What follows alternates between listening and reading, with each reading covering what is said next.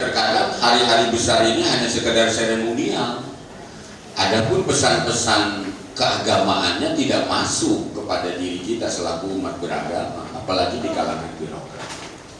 Nah makanya di satu sisi kita bersyukur hidup di negara demokrasi seperti Indonesia karena memberikan ruang untuk kita mengaktualisasikan nilai-nilai keagamaan.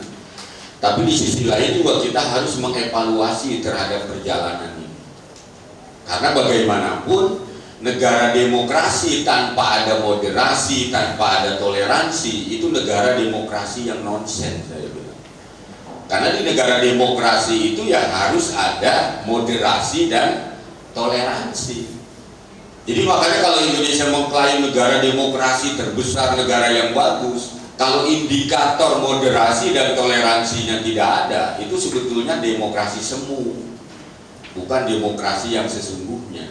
Makanya di Indonesia ini harus ada rekonsiliasi perkawinan antara demokrasi dengan moderasi dan toleransi. Inilah yang terus diperjuangkan tokoh-tokoh moderat di Indonesia, Kiai Haji Abdurrahman Wahid, Nurholis Majid, dan tokoh-tokoh yang lainnya.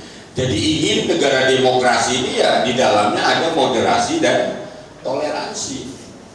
Karena musuh demokrasi ya kediktatoran, otoritarianisme. Ya kalau musuh dari moderasi dan musuh dari toleransi ya yaitu tadi intoleransi, ekstremisme, liberalisme, radikalisme.